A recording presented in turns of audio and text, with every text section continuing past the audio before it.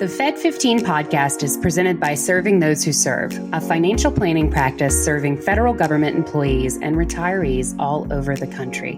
This podcast is for informational purposes only and is not intended to be taken as financial advice. All listeners should consult their personal advisors before taking any action. The opinions expressed by our hosts are their own and do not reflect the views, policies, or position of either Raymond James or Serving Those Who Serve. Securities are offered through Raymond James Financial Services, Inc., member FINRA SIPC. Investment advisory services are offered through Raymond James Financial Services Advisors, Inc. Serving Those Who Serve is not a registered broker-dealer and is independent of Raymond James Financial Services, Inc.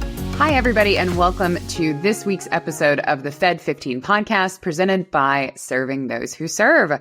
Each week, we'll discuss the latest news and info that feds need to know in 15 minutes or less. So whether you are a seasoned federal employee or whether you're just starting out in your career as a Fed, Fed15 has got you covered. We're your hosts. I'm Katelyn Murray, and I'm joined by the wonderful, full of personality, Mr. Dan Sipe. He is here with us again, folks. How you doing, Katelyn? I'm doing well. Exciting times these days. We're in May, which means as some of our listeners know, I'm a movie guy and serious TV show guy. Not more movies. So I'm always looking out as to, what's coming this summer. And I have to ask, because I know you have dual citizenship with Tatooine. I do. So what's your take on this new series, The Acolyte? So when it was originally mentioned to me, I will pull back the veil for the viewers. Dan was like, yeah, we got to talk about this Acolyte thing. And I'm like, what? Sorry, what? Immediately my brain, and this is how weird my brain is, my brain went to The Artist, which won the Oscar 5 years ago. So he's like, what are you talking about? This is your wheelhouse. And apparently The Acolyte, for those who didn't know, and I'm even I would call myself in universe, it is a new series that's coming out that's taking place about 100 years before episode 1.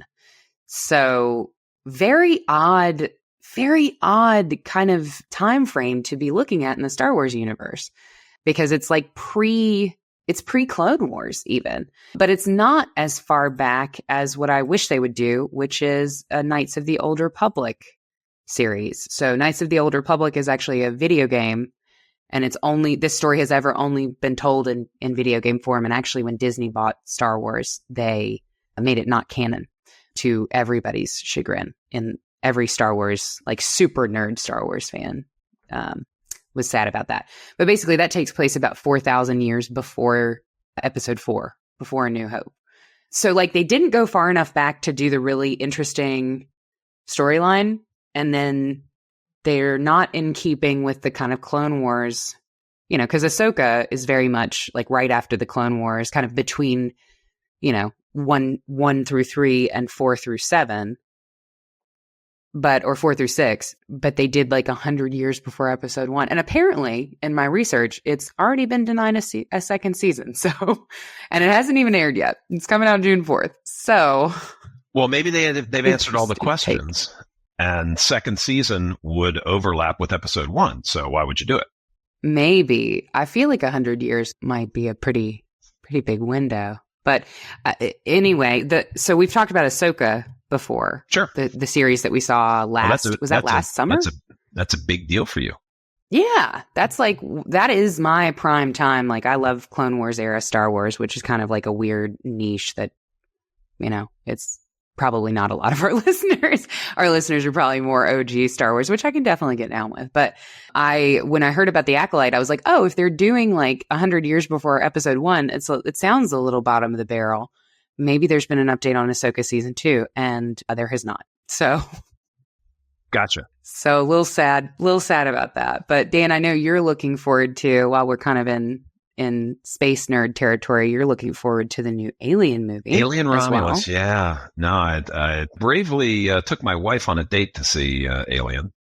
Nice. She's never completely forgiven me for it. As she said, she watched it like this. And, that it was, at the time, it was so fresh. And it's like, okay, what are we fighting here?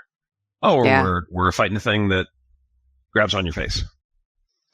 And then we're fighting a thing that looks like a ferret with a lot of teeth, and it jumps out of your body. And then it just kept getting weirder and weirder and weirder and weirder. And acid, blood, and whatnot. My personal favorite of the series, and don't beat me up, don't send me all kinds of hate mail because you like a different one, a hot take. Was Aliens. Yes. Where Sigourney Weaver battles the Queen wearing the exosuit. Oh, yeah. Yeah. Very respectable take. Just, fantastic. Her in silhouette. Get away from her, you expletive. Very bam, cool. Bam, bam. Fantastic. Yeah. Actually, I might watch that movie tonight. Good. I should rewatch that. I rewatch Alien. I rewatch 1 and 2 relatively routinely. Yep. Because I think they're works of art.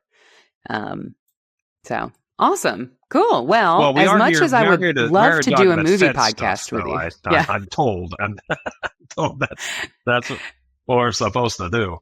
For sure. I'd love to do a movie podcast with you, but I think some folks would probably like to know about what we're covering this week. We'll be looking at the TSP mutual fund window. Dan's going to do a little bit of a deep dive on that, just kind of a bit of an investigation there. And then we are going to talk about pay raise updates. You know that we keep a very close eye on pay raise news, and we have a little bit of news to share with you today. So I'll be sharing that a little bit later on. But Dan, Absolutely. You want to dive into mutual fund business? Mutual fund window. Okay. So mutual fund window is now 2 years old. It's a toddler. Yay. Terrible twos. No, I wasn't going to go there. No, come on, Katelyn. Yeah, I promised everybody that I would right off the bat. I was gonna be fair with this. Yes. Okay. So mutual fund window, if you don't know about it, it's part of your TSP. And it is an opportunity to select from thousands, plural thousands, of different mutual funds and still stay within TSP. And this is not uncommon. There are plenty of, private sector plans that do the same thing. And so, for example, you can look for value funds in there. And if you're a regular reader, listener to the things that we put out, you've heard us talk about the difference between value versus growth. And you can focus on small cap specifically or international specifically. And if you're a regular listener, you know that we feel that the I fund, continues to be incomplete for reasons that I'm not going to get into taking swings. For example, right now excludes China and Hong Kong. You may feel that's incomplete. This is a place you can go and look for funds that might focus on those areas. So yes, you can get greater diversification. But here's one thing that I will offer as a level of caution. When you've got 4,000 choices, your chance of making the wrong choice goes up. Yeah. So you need a disciplined and informed investment strategy to deploy this. We like to produce a lot of content that will help you there. Our TSP webinar, our financial planning webinar, all the articles. Katelyn's written some amazing things out there. So it's out there to help you with that.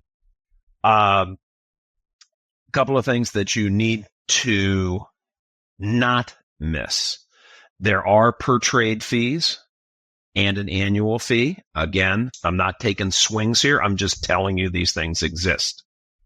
And also, don't forget that mutual funds get paid to do what they do. So there are expense ratios in mutual funds, and that's how the fund and its managers are compensated for the work that they do.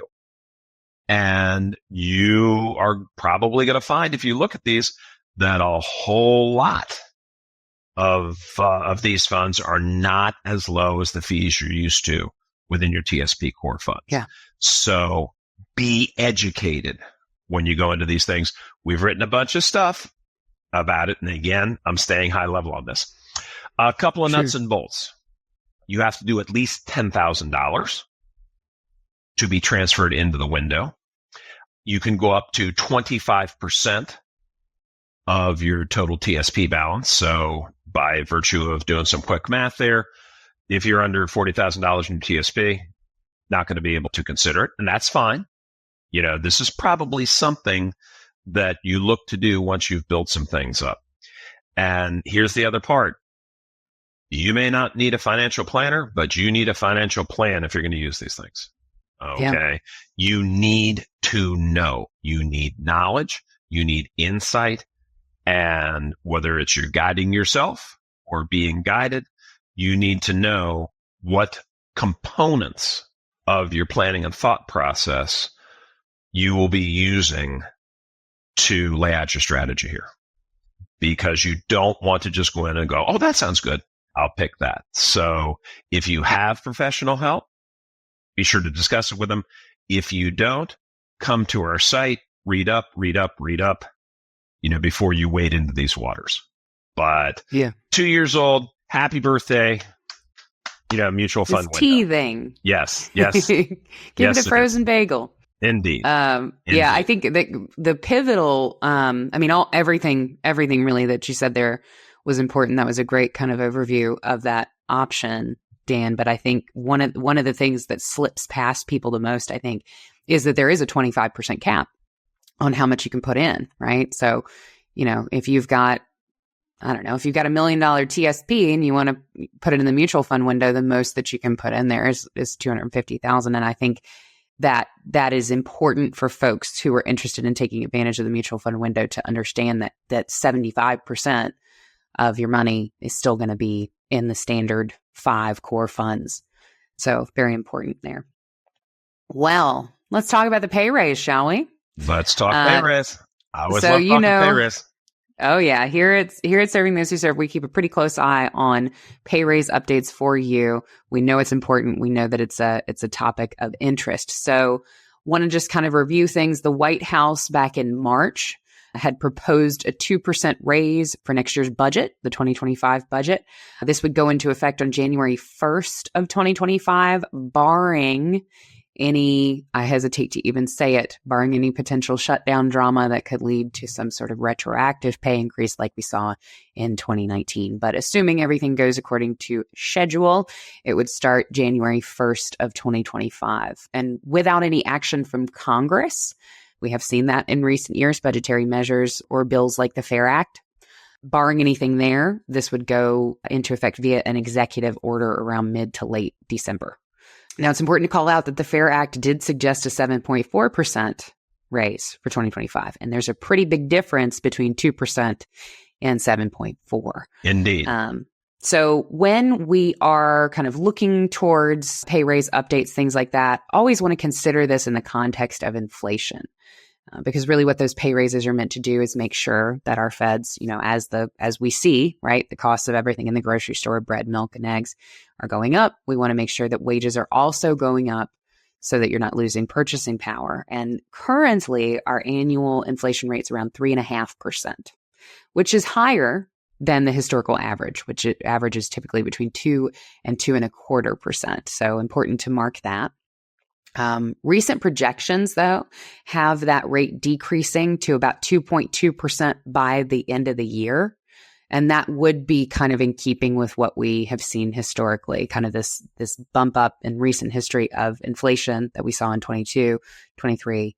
And what we're seeing in 2024 is that slowing down just a little bit. And it looks like we may be headed back to historical average. So hopefully that will pan out. But what's important to keep in mind in the context of the pay raise kind of tracking is for most feds, there will likely be an actual raise a little higher than 2% due to locality pay. So you always got to factor in that locality pay there. So if we've got a pay raise of 2% and inflation kind of easing back down to 2.2%, then we're kind of closing that gap there. So always important. You may be looking at those numbers and saying, but Katlyn, I can do math. 2.2% inflation is higher than 2%. salary increase. And I do get that. Again, we're going to mention TSP. It all kind of comes back to that three-legged stool. You've got your pay, and then once you retire, your pension, Social Security, and then your investment portfolio. And where you are going to look to close that gap is really the TSP and leveraging that. So I would say definitely, as Dan said, you may not need a financial planner, but you definitely need a financial plan to leverage that TSP to close that gap now and in the future. So 100%. And, you need to be your own advocate relative to inflation.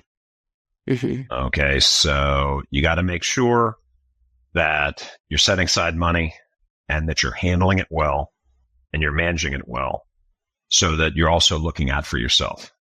Yes, we want the best COLAs we can get. We want the best pay raises we can get. Take care of that investment portfolio and it'll take care of you later. Absolutely. Absolutely. I think that covers everything we have for this. But folks, have no fear. As you know, we will be back next week to bring you the latest updates. You need to make informed decisions about your career and financial well-being as a Fed. Absolutely, Dan. And we might even talk about Star Wars. It's entirely possible. It's entirely possible. Be sure to subscribe to this podcast on our YouTube channel so that you never miss an episode. We are also on Spotify for our friends who are audio only. Please do remember to share it with your friends and colleagues. It's free and it helps support and kind of amplify the message, helps us reach more Feds. Yep. And for even more information about the topics covered in today's show and so much more, check out the blog at blog.stwserve.com. And while you're there, subscribe to our newsletter, The Weekly Serving, where we'll send you our best stuff and newest stuff every week to your inbox. You don't have to go looking for it. Absolutely. And for those who want to dive even deeper into learning about your federal benefits and financial planning for Feds, we've got a couple of great complimentary webinars coming up. We've got tax planning coming up on June 4th from 1 p.m. to 4 p.m.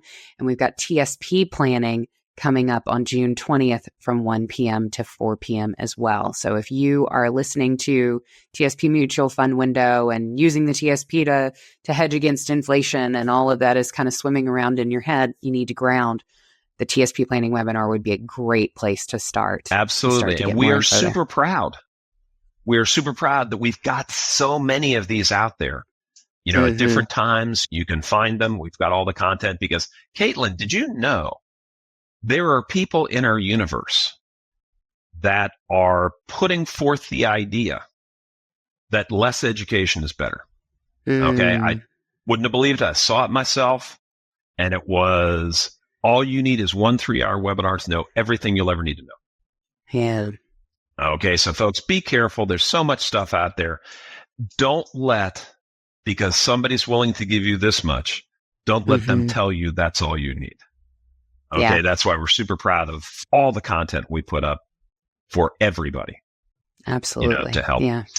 So, everyone, thanks for listening to the Fed15. I'm Dan Sipe. And I am Katlyn Murray. And we will see you next week. See you next week, everybody. Take care.